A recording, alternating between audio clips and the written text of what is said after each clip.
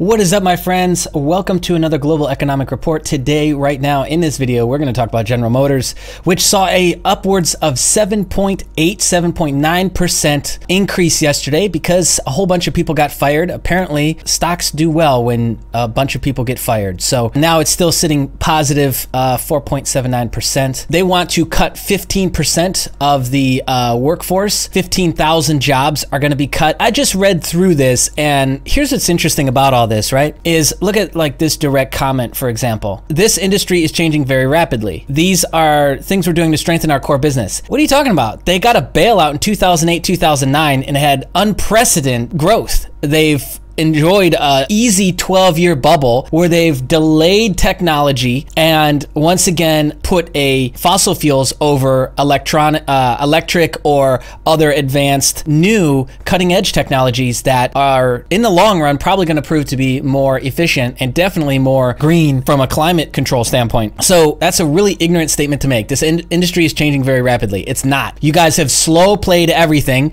You've held back technology and you've consistently shown that you don't want to change and you can't change. You got a handout and you got a bailout in 2008, 2009. Yeah, so anyways, President Trump doesn't like it. He says, I have no doubt that they'll, in a not so distant future, they'll put something else there. And then he went on to say they better put something else there. But the whole thing doesn't really make sense. So it's like, okay, the argument is that the market is changing and nobody wants gas-powered sedans anymore and they want electric and autonomous vehicles, auto-driving vehicles. What does that have to do with closing a factory in Ohio? But at the end of the day, like let's look at the black and white. Okay, profit is profit, and a really quick, easy way to increase profit is to just fire a bunch of people, not give them benefits, not give them what they deserve for being loyal to you and your company, and you just fire them and you close down a bunch of plants and locations. So they've already shut down the Oshawa, Ontario location, over 2,500 people. When is it actually going to close? Has it closed or is it going to close? No cars to be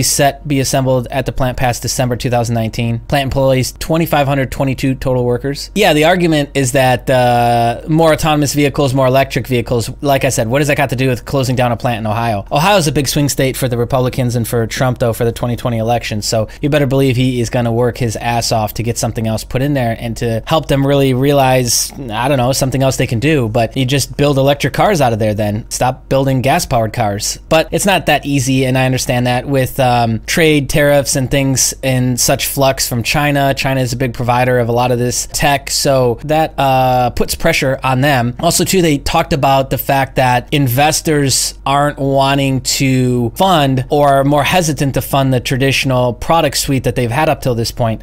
Well, let's be honest, like, I don't know how it's still considered the #1 car company. Maybe those are skewed stats. Maybe they just keep saying that even though it's not. But the models that they make and what you get in the car, features, benefits, like, I don't think it's all that impressive when you compare it to the car offerings that a lot of other companies have. I don't really think GM is compared for years, but I don't know. I haven't been in America in quite a long time, so maybe that's still the case, okay? So they're gonna also stop building certain models which are currently being assembled at those locations, which is the Chevy Cruze, the Chevy Volt Hybrid, Cadillac CT6, and the Buick LaCrosse. Again, weren't they just saying that the reason is that it's an ever-changing marketplace and that people want more electric and autonomous, yet your Volt Hybrid, which isn't that part electric, is currently being assembled at a plant that you're going to close down. So just not buying it. What I'm buying is that they wanted to bump up in their stock and they want to cut some fat and they want to lean things out. GM last year promised to launch a fleet of 20 new battery electric vehicles in North America by 2023, along with the last 10 new electric vehicles in China by 2020. It either means that they're going to outsource the building and assembly in another country, which is what it kind of sounds like, or that they just wanted to cut some fat, and so that's why they want to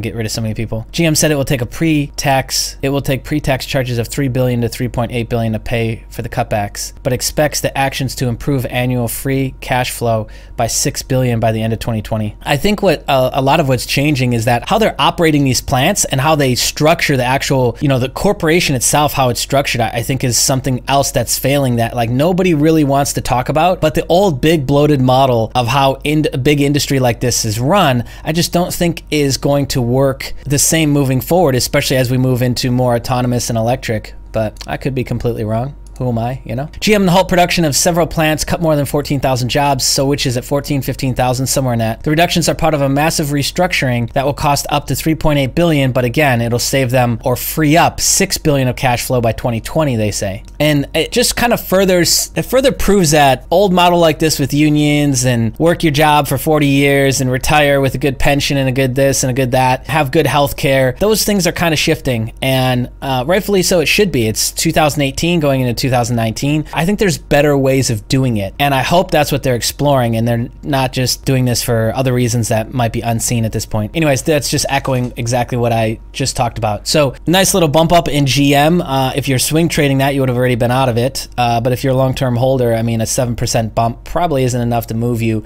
depending on how long you've been sitting on it. But there you go, GM. This will be one of many that has to restructure, whether they are doing this because they're forced to, or they're doing this because they see what's coming up ahead down the line. This will continue to happen. Okay, that's it for this video. Go ahead and like the video, and if you want to interact with us, I'd love to hear what you think. Place a comment below, and if you're brand new to the channel, click the subscribe button, hit the bell notification, and check out all the links we've got underneath the video. We've got all the resources and references that I just went through, social media, and as we continue to add in our Patreon and we get our new shirt designs added in, you'll get to shop all of that in the links underneath the video, my friends. Okay. That's it. Bye.